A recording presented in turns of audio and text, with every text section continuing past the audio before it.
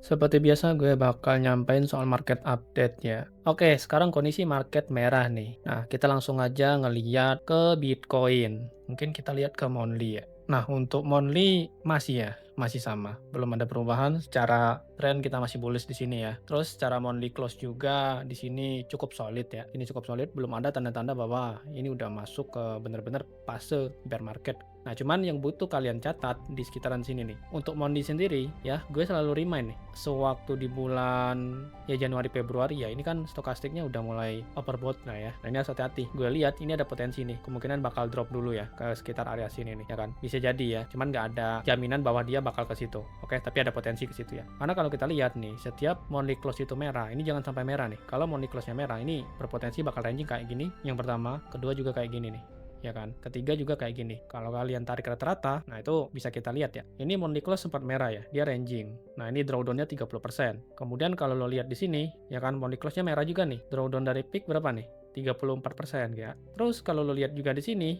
ya kan, Monthly close merah nih. Ini masih dalam uptrend ya, kondisi uptrend. Nah, ini 24%. Jadi jangan kaget ya. Ketika mungkin nanti kalian dapatin Monthly close-nya merah ya. Jadi prepare aja tuh drawdown yang bisa kalian terima mungkin sekitar 20 sampai 30%. Ya kalau kita rata-ratain anggap aja 25% lah, atau 30%. Jadi untuk bulan Agustus ini jangan sampai Monthly close-nya merah. Di weekly gimana? Nah, di weekly gue udah sampain sebenarnya, ya kan? Even sewaktu Bitcoin itu masih ya di sekitar inilah ya, 2 minggu yang lalu lah ya, di sekitar sini, di sekitar tanggal 14 Juli. Bitcoin kita ini mendapati yang namanya bearish nih, ya kan? Bearish candle, shooting star. Oke. Based on historis juga, ketika kita dapatin weekly merah, ini juga ranging. Ini ranging, yang kalian lihat ini juga ranging, ya kan? Yang kalian lihat juga ini ranging, oke? Jadi, harusnya kalian nggak usah kaget nih, ya kan? Karena memang ini udah gue sampai nih, potensinya memang bakal ranging ya. Kemungkinan kita bakal ngeliat move on yang kayak gini, ya kan? Seperti ini, ya kan? Gini ya. Nah, potensial support mungkin ya yang butuh kita lihat ya di weekly sendiri. Area yang gue tandain sekitaran sini nih ya. Ini sebenarnya udah masuk nih area support nih, termasuk di area sekarang nih. Ini udah mulai masuk di area support ya. Yang butuh kita tunggu sebenarnya adalah stokastiknya nih. Stokastiknya reset dulu nih, ya kan? Stokastik reset nanti ya baru dia bisa nih untuk mulai kembali untuk ya mengalami kenaikan lah ya. Secara tren sendiri di weekly juga sama ya. Ini tarik aja. Kalau kita tarik, ini juga masih bullish gitu kan. Ini juga masih bullish, oke? Untuk potensi supportnya sendiri di sini, kalau menurut gue ini masih cukup relatif kuat ya di area sini karena ini area support resistance flip juga. Terus di sini kan ada fair value gap juga, memang wajar kalau memang ada chance buat dikunjungin kembali. Better kita mengalami drawdown sekarang nih. Mungkin maksimal di 10% daripada kayak gini, ya kan? Ini run up-nya udah signifikan ya kan. Ini kalau kita tarik, ini run up-nya sekitar 100% ya kan, kalau kalian lihat nih dari bottom ya. Tapi ketika kalian lihat ini drawdown-nya juga ya cukup signifikan nih, ya kan, sekitar hampir 30% nih, ini 33%, oke. Nah, dalam kondisi market efisien ini normal, ya kan, koreksi itu adalah hal yang normal. Sama seperti ketika ya dia drop di area 76.000 ya, 70 ribuan sebelah sini nih.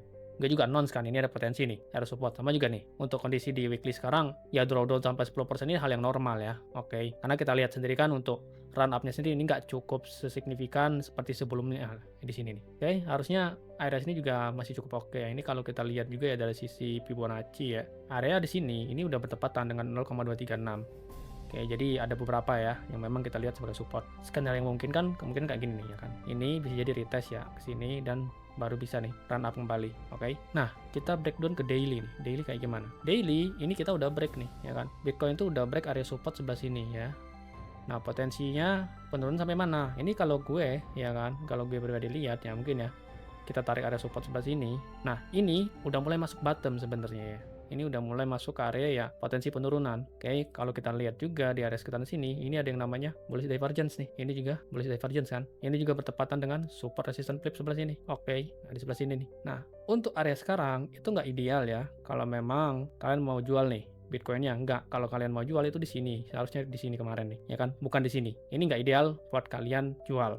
Karena secara stokastik juga ini udah mulai ya mau ini ya crossing ya. Terus di sini kita lihat juga ada yang namanya bullish divergence. Kalau kita lihat juga secara Fibonacci, nah ini udah masuk nih area Fibonacci di 2,618 nih. Ya bisa jadi akan ada pullback ya. Nah, kalau memang kalian pengen ya trading gitu ya, mungkin setup yang bisa kita ambil ya buat Bitcoin ini mungkin seperti ini lah ya. Mungkin gue bisa bikin setup di sini ya. Ini kalau kalian mau trading ya, kalian bisa entry di sekitar area sini ya, mungkin stop loss di sini nih. Target pull TP di mana? Nah, target pull TP ya kalian bisa incer ya di 130 130-an ribu itu udah cukup oke sebenarnya di sini ya, atau 135.000 nih. Ya kan dengan area TP1, TP2, TP3 ya kalian bisa tentuin sendiri. Ya bisa di sekitaran sini juga bisa TP1-nya, TP2 di sini juga bisa gitu kan. TP3 di sini juga bisa nih. Kalian bisa define sendiri sebenarnya untuk potensi setup dari Bitcoin ini sendiri ya. Kalau memang plannya udah nggak sesuai ya udah kalian bisa cut nih. Ini kalau memang kalian pengen trading ya. Nah, ini gue mau ngeliat potensi Bitcoin dominance karena ada yang request juga dari kalian ya. Kalian kita lihat altcoin itu bakal kemana sih? Nah, ini dari outlook terakhir ya.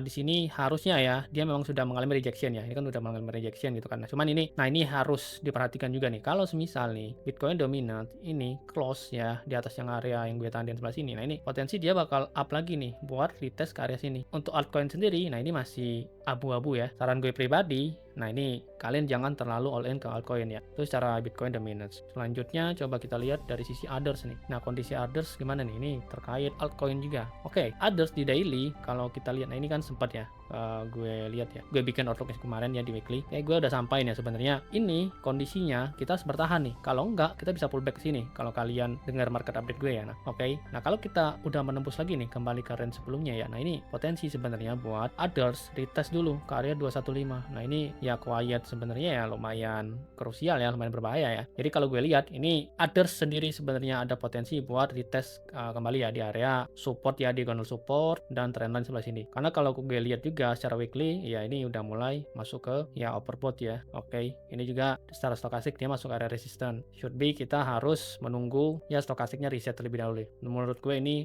adalah area yang paling ideal. Jadi ketika nanti ya, mungkin ya others-nya udah di sini ya, deket-deket area sini. Nah, ini kalian baru bisa benar-benar consider buat ya cari lagi gitu kan potensi alt yang memang ya bisa jadi aset lah ya, yang bisa kalian akumulasi gitu ya. Ya tentunya dengan risk ya, risk yang bisa kalian jaga. Ya kalau gue pribadi gue nggak muluk-muluk lah ya, 1% itu udah oke banget. Mungkin gue bakal bahas coin request dari kalian ya. Oke, mungkin gue bakal bahas satu aja nih karena nggak banyak yang request, gue bakal bahas satu aja. Pengu ya. Let's see Pengu. Pengu kondisinya kayak gimana? Pengu ya sebenarnya kalau di internal ini banyak ya setup yang gue buat ya buat Pengu. Satu ada yang kena stop loss, tapi yang lainnya itu jalan semua. Di daily, nah ini Pengu itu lagi ada di daerah ya bullish order block lah ya di sebelah sini nih. Buat Pengu sendiri ini nggak ideal kalian buat short. Secara stokastik juga ini udah mulai crossing ya. Dia udah mulai crossing gitu ya. Terus kalau dilihat juga ini ada yang namanya ya bullish divergence ya. Nah ini juga ada namanya bullish divergence ya. Ya mirip-mirip kayak Bitcoin lah ya. Meskipun kalau kita lihat di sebelah sini ini udah sempet ya dia ngebentuk namanya double top. Nah kondisi sekarang ini nggak ideal kalau kalian mau nge-short gitu ya, karena ada banyak istilahnya itu support yang cukup oke ya. Kalau kalian pun memang punya conviction ya di Pengu, nah kalian mungkin bisa nih buat setup kayak gini kurang lebih ya. Nah mungkin kayak gini ya, dengan target di mana ya, nggak usah muluk-muluk, mungkin di sini. Nah secara volume juga ini kalau gue lihat ini masih lumayan oke ya, dia masih ya spiking up sebenarnya, masih naik gitu kan. Oke, ini buat Pengu ya, mungkin ini aja yang bakal gue bahas karena nggak banyak yang request juga. Oke, buat kalian yang pengen ya ini ya join community ya, community gratis ya, Discord gitu ya. Jadi kalian bisa tanya-tanya nih soal chat request, sama kalian bisa follow juga nih sosmed gue yang ada di sini. Oke, jangan lupa juga kalian subscribe. Oke, supaya kalian tahu tuh market update dari gue. Oke, dari gue gitu aja.